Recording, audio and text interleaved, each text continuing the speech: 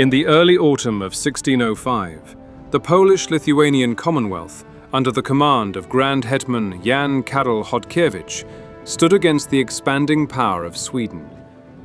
The Swedish were led in person by King Charles IX. What lay between them was not merely a field near the town of Kircholm, but the future of Livonia, a contested land of trade routes, fortresses, and Baltic influence. The Swedish king had come with confidence. His army, numbering roughly 11,000 troops, was well equipped. The Swedish relied on a different philosophy of war to that of their enemy. Tight infantry formations of pikemen and musketeers, supported by artillery. Their army reflected the military revolution then transforming Europe: discipline, firepower, and coordination. They had a diverse selection of cavalry divisions, with 11 cannons at their disposal.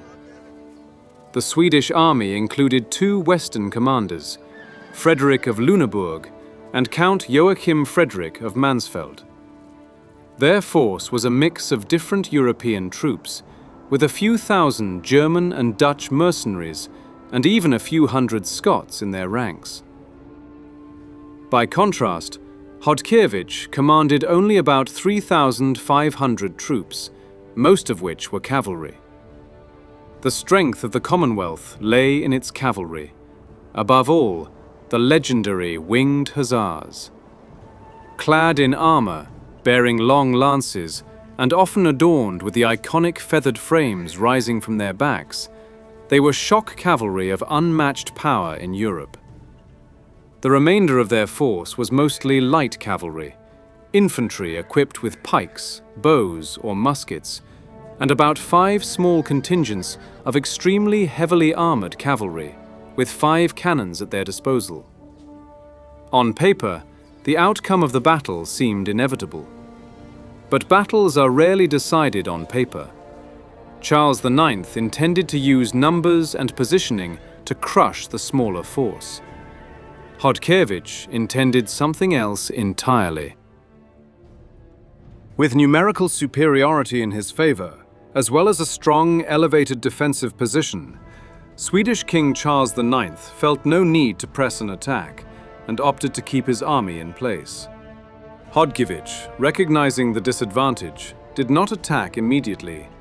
Instead, he deployed his troops by stretching his smaller force into thinner lines, which concealed reserves, made his army look even fewer, and gave the appearance of weakness. But after hours of stalemate, the Polish opened the battle.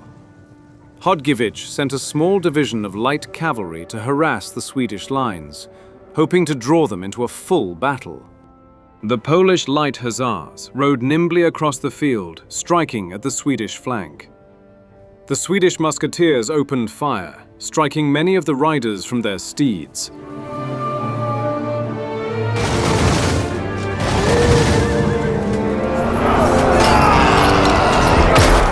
Although a deadly weapon at short range, the musket took up to 60 seconds to reload and fire again, making it an ineffective tool against large swathes of cavalry. The musket at this point in history was still a relatively newer weapon.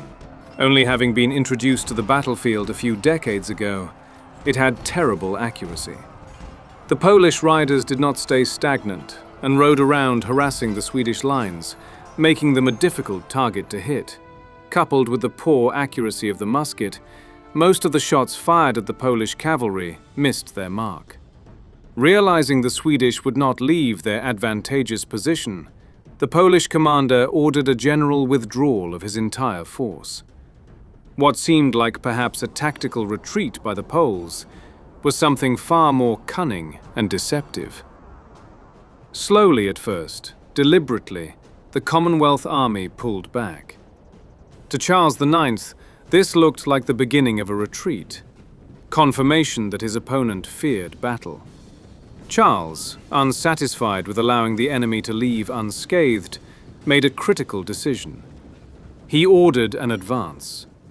His vanguard gave pursuit in an effort to cut down as many of the retreating Polish-Lithuanian men as they could. The Swedish army moved forward, abandoning its strong defensive position on the heights. Their formations stretched, cohesion loosened, and fatigue began to set in as they advanced across uneven ground. This was exactly what Chodkiewicz had planned. At the decisive moment, the feigned retreat ended. Signals were given, trumpets sounded. With rapid movement, the Polish-Lithuanian troops sprung back into the battle, with cavalry and cannon fire leading the way. The shocked Swedish vanguard could only sit idle and attempt to form a defense against this rapid blitzkrieg attack. The heavily mounted winged hussars led the charge, smashing both Swedish flanks with devastating results.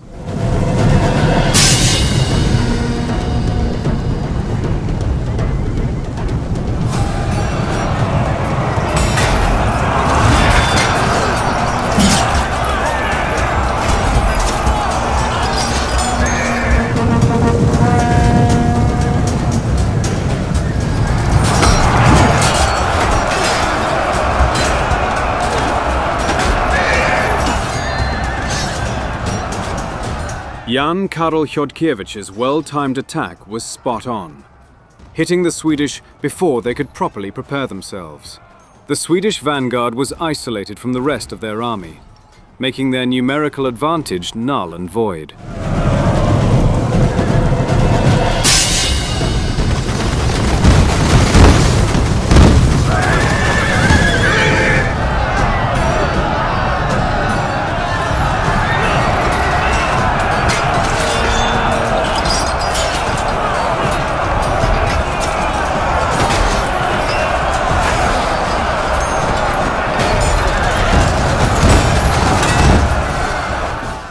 Chodkiewicz did not commit his entire army.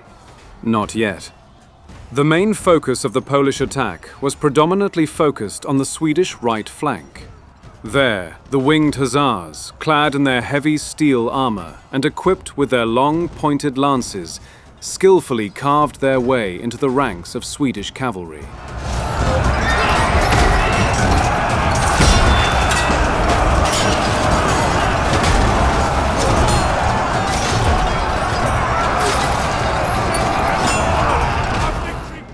The speed at which the Polish cavalry struck the Swedish right flank was so immense that it completely and utterly dissolved any real chance of a fair fight.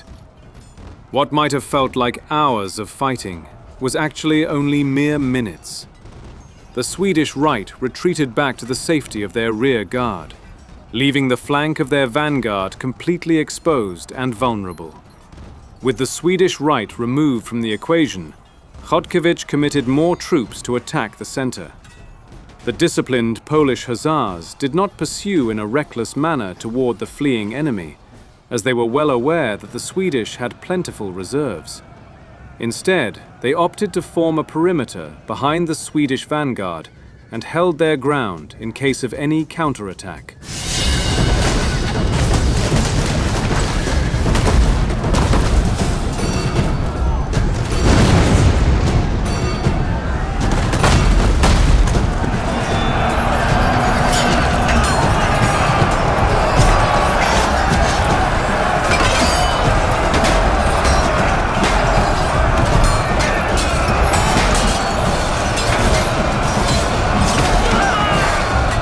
King Charles sent his rear guard into the battle, but by this stage his infantry was so far back that only really the cavalry could cover the necessary ground needed to reach the vanguard in a timely manner.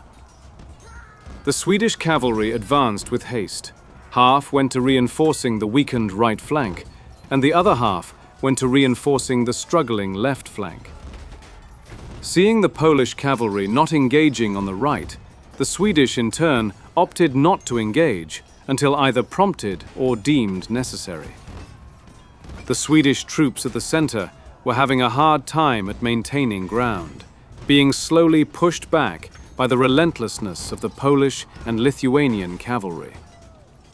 It was at this moment that Chodkiewicz grasped an opportunity. He sent his fastest riders to flank and attack the Swedish left.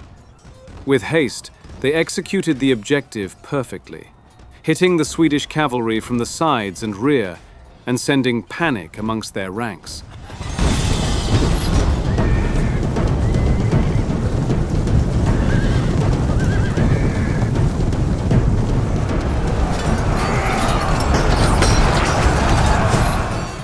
Engaged in an already desperate struggle against the winged hussars, the perfectly timed flanking maneuver from Chodkiewicz proved to be too much for the Swedish cavalry to overcome. The fight soon devolved into a fight for survival. Then, a full-scale rout. With the left flank now broken, the Swedish cavalry on their right flank soon followed. Then King Charles himself with his bodyguard, leaving thousands of his infantry surrounded and left to fend for themselves. This was an utter display of cowardice from the Swedish king, to abandon his army in such a manner. In less than an hour, perhaps even closer to 20 to 30 minutes of decisive combat, the battle was over. The Polish cavalry surrounded and began slaughtering the Swedish infantry en masse. The scale of the victory was staggering. Swedish losses were estimated at 6,000 to 9,000 killed or captured. Polish-Lithuanian Commonwealth losses were estimated at approximately 100 to 300. It was not merely a victory, it was an annihilation. The Battle of Kircholm became one of the most dramatic demonstrations of cavalry supremacy in early modern warfare. It showcased the effectiveness of mobility, timing, and deception against a numerically superior and technologically modern force.